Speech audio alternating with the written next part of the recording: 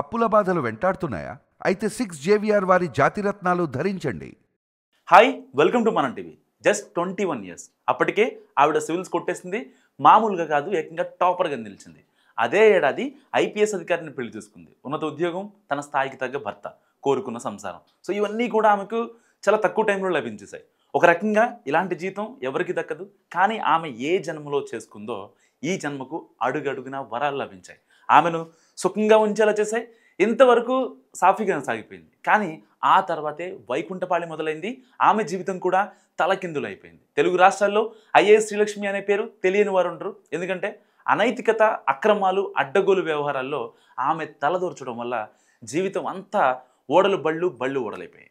21 సంవత్సరాలకు civils topper అయిన ఆమె 45 సంవత్సరాలకు జైలు జీవితం గడపాల్సి వచ్చింది. కన్నీటి సుడుల మధ్య రోజులు లెక్క పెట్టాల్సి వచ్చింది.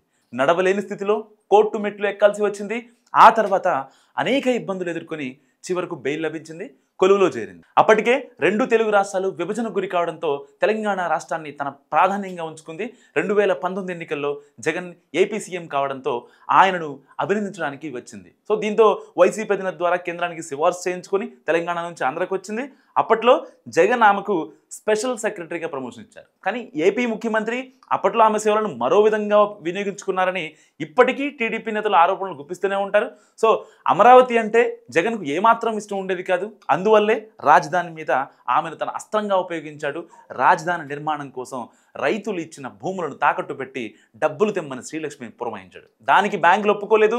మంగళగిరిలో కొంత భాగాన్ని కలుపుకొని అందులో బయట వారికి అడ్డదిడ్డంగా ఇండ్ల స్థలాలు ఇవ్వడానికి ముందుకు వస్తే అమరావతి రైతులు కన్నీరు పెట్టారు. ఈ వ్యవహారంలో శ్రీలక్ష్మి కీలక పాత్ర పోషించారు.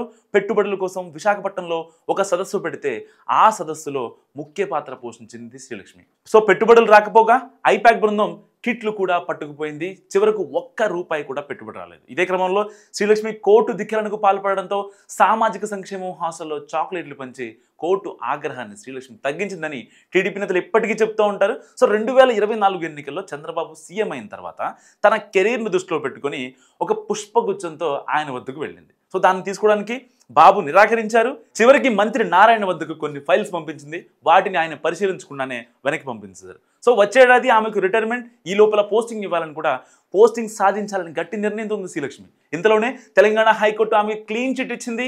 అయితే సుప్రీంకోర్టు దానిని ఒప్పుకోలేదు. అదే కాదు, శ్రీలక్ష్మి విషయంలో కేసు మళ్ళీ తెలంగాణ హైకోర్టుకు ఎక్కింది. దీంతో శ్రీలక్ష్మి ఆశలన్నీ అడియాసలైపోయాయి. ఇంతలోనే వైసీపీ నేత కరుణాకర్ రెడ్డి ఆమెపై అడ్డగోలుగా మొదలెట్టారు. తాటకి అంటూ ఆయన చేసిన కామెంట్స్ తెలుగు రాష్ట్రాల్లో సంచలనంగా మారాయి.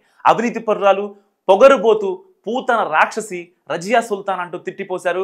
వైసీపీలో ఉన్న నాయకులను నమ్ముకుంటే ఏ అధికారికైనా ఇలాంటి పరాభవం ఎదురవుతుందని టీడీపీ నేతలు అంటున్నారు. ఇప్పుడు సో 21 సంవత్సరాలకు సివిల్స్లో టాపర్గా నిలవడం అంటే మామూలు విషయం కాదు. శ్రీలక్ష్మికి రాజ్యాంగాన్ని అవపోసన పట్టింది.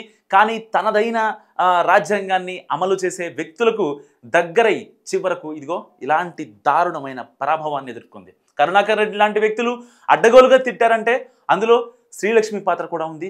కాకపోతే ఇప్పుడు ఆమె ఎంత చింతించినా ఉపయోగం లేదు. ఎందుకంటే జరగాల్సిన డ్యామేజ్ జరిగిపోయింది కాబట్టి. ఒక రకంగా శ్రీలక్ష్మి లాంటి ఉదంతాలు బ్యూరోక్రాట్లకు నిజంగా గుణపాఠాలు.